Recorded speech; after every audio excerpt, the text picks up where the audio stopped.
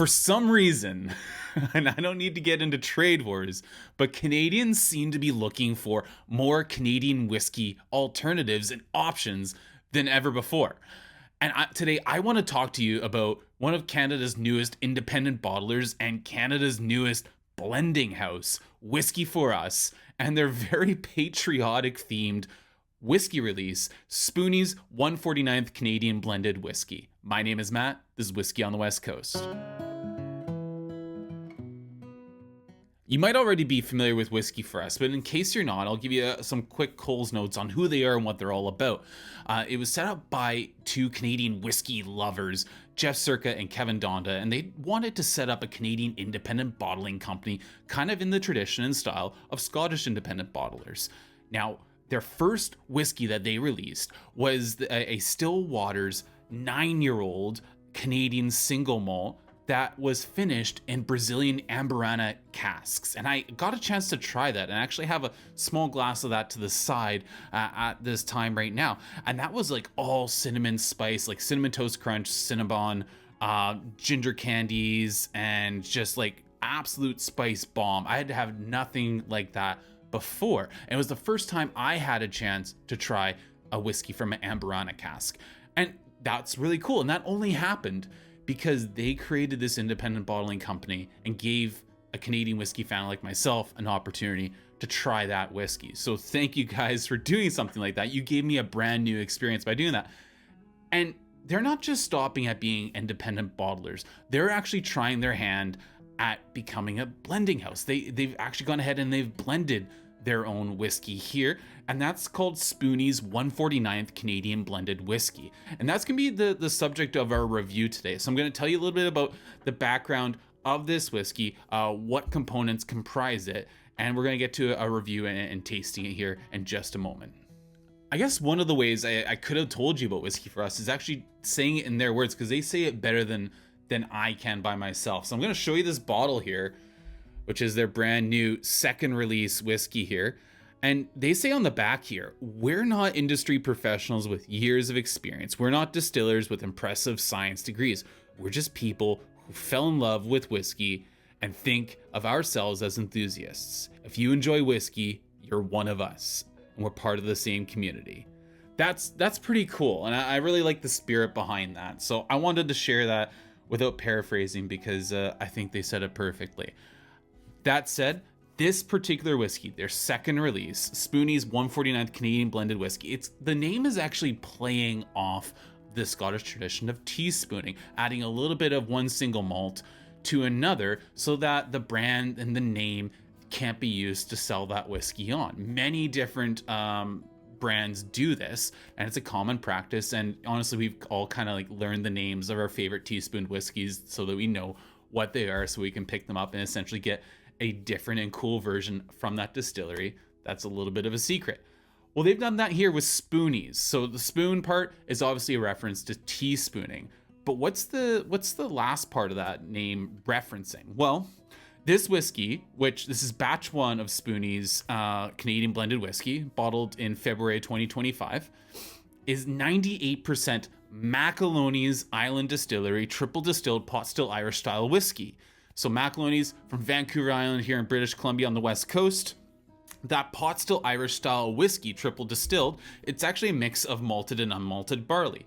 Now that's 98%, and that's where that end of Spooney's name comes in. Macaloney's, Spooney's. I think you guys are picking up what I'm putting down. So that was aged for 3 years in a virgin oak cask, and then finished for 6 months in an ex-bourbon barrel. Now, 98% of it is that. 2% is rye. Is actually a rye from Saskatchewan distillery called North West Pure, and it's North West Pure column-distilled rye whiskey.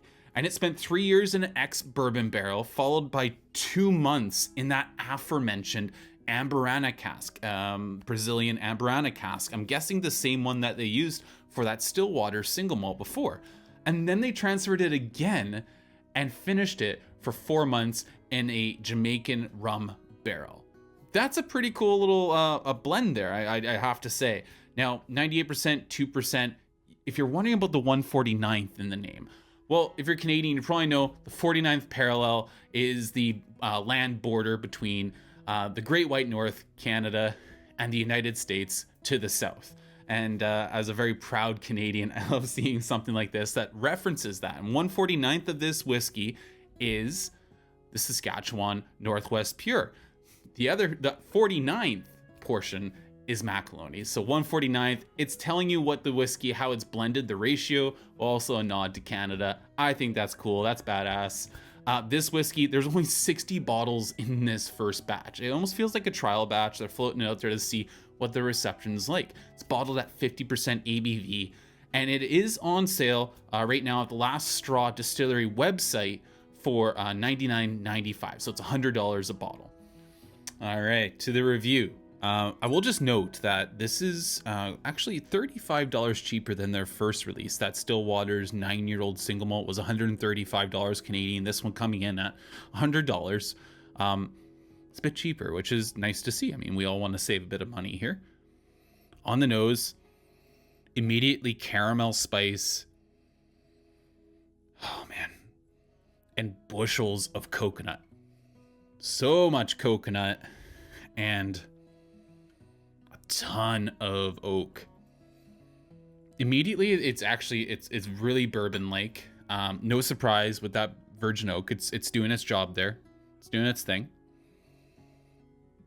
But for me, the most prominent note right away, oftentimes outside of that spice and those kind of sweet tones you get from virgin oak is the coconut, which I'm digging that pretty good here.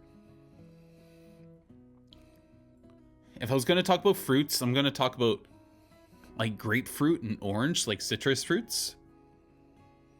Kind of intertwined with that, like a bit of like rye spice. That could be that rye character coming through from that North West Pure. Brown sugar, nutmeg, cinnamon spice, like the dessert spice, like more on the dessert side than like something dry or peppery.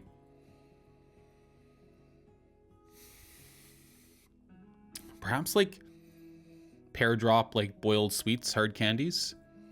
But again, that coconut is super prominent. But honestly, like I could see this nose, like a bourbon lover really digging this. And actually, I shared this the first night I cracked this. I shared this with my friend Tyler. And he started as a bourbon drinker, and I've been converting him to peated single malts and other wonderful things. But he still likes a bourbon, and he liked this whiskey enough to go back for a second glass pretty quick. And I don't know him to do that very often. So I feel like this would appeal to a bourbon lover. All right, on the palate.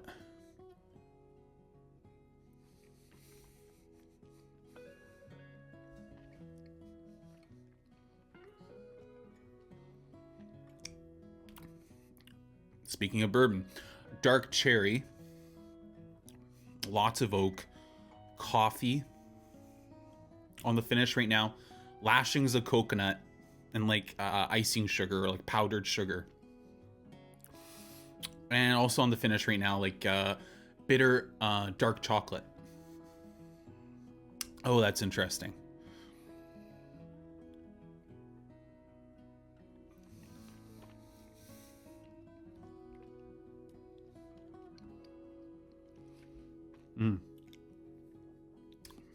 Yeah, like coffee or mocha.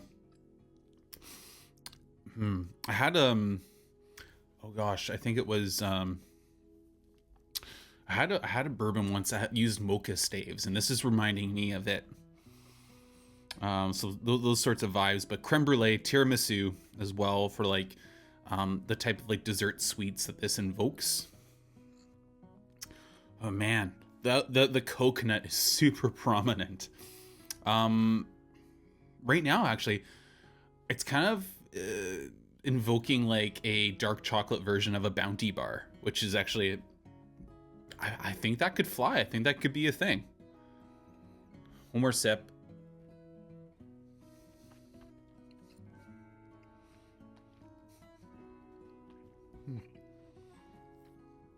Now some fruits are starting to come through more clearly on the palate. More like apple and pear, but the apple really turns into like apple pie with the cinnamon spice. I'm not sure I'm getting the crust from that, but definitely the apple and cinnamon. So like the inside of an apple pie, if you will. Brown sugar, sweet spice, oak. And on the finish right now, I talked about like that kind of coffee and bitter dark chocolate earlier, but I'm also picking up something that's more akin to like a chai, like a chai tea. I have to say that the nose is pretty cool, but the palate is surprisingly bold and just it's actually it's moreish. I want to take more sips, and I think that was Tyler's experience. Was after having a glass of this, he just wanted another pour because it was that enjoyable. Which is saying something pretty remarkable here. I did bring this bottle with me to a whiskey event on this past weekend where I shared it with other whiskey enthusiasts in Vancouver, a Drammers United tasting event where we were tasting two brewers whiskey, and shared this with a few people, and they all seemed fairly impressed with it. And I think that's just a phenomenal thing. If we can get on board supporting a Canadian independent bottler and some Canadian whiskey enthusiasts that are trying to bring us good quality, engaging, and interesting whiskey, I think that's a great thing. I do have to say, before I get to scoring this and getting to my final conclusions, that I was kindly sent this in the mail from Jeff and Kevin. Actually, Kevin is the one that posted it to me. So you guys have to know that about this review, because obviously that's going to influence possibly the way I feel. I'm not intentionally doing that, but I have to admit that that could be a factor. So full disclosure, this was sent to me kindly, and thank you so much for sending this my way, Kevin. This is phenomenal, and I think is actually a huge step up on the first release. I'm really digging this whiskey. So conclusions. It's a really lovely whiskey. The nose is, with its kind of sweet spice and like citrus, wonderfully like intertwined. I just felt like it was a lovely like interplay and composition. I feel like it's fairly well balanced on that nose, and then the palate hits real big, and it reminds me of actually Macaloney's product, which makes sense because it's 98% Macaloney's. It reminds me of two things here. It reminds me of, they had a virgin oak single cask that they did for the BC liquor store for their fall spirits release. I've tried that. This reminds me quite a bit of that. It also reminds me of their virgin oak Kirk and Riola triple distilled Irish pot still style whiskey that they do in single casks. And actually, I have an example of one of those here. Comes in a box like this. So this triple distilled pot still style whiskey. That's the bottle right there.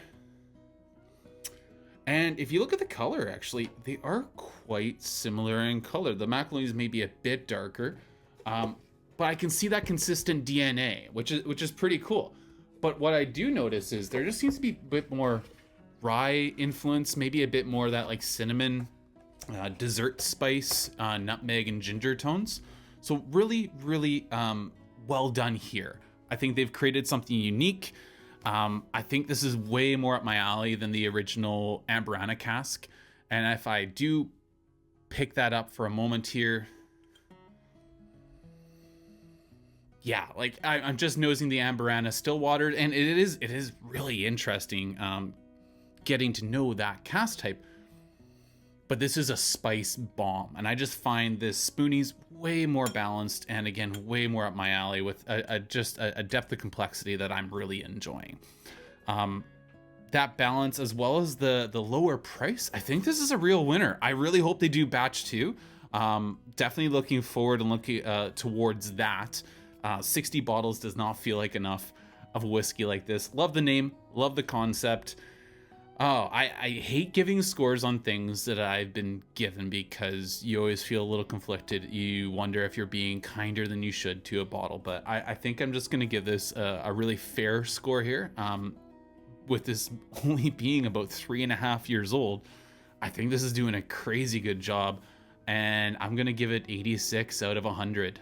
I think this is an awesome whiskey if you want to find something new and unique to just celebrate Canadian whiskey and celebrate Canadian whiskey enthusiasts. So thank you so much for joining me here, guys, on Whiskey on the West Coast. Let me know if you've had anything from Whisky For Us, if you had something from Macaloney's Island Distillery, if you were going to independently bottle your own Canadian whiskey, what would it be? Or if you're in another country, what whiskey from your country would you want to independently bottle yourself? Thanks for joining me. Thanks for all the support, guys. Thank you to my Patreon subscribers. And until next time, from the West Coast, Sláinte.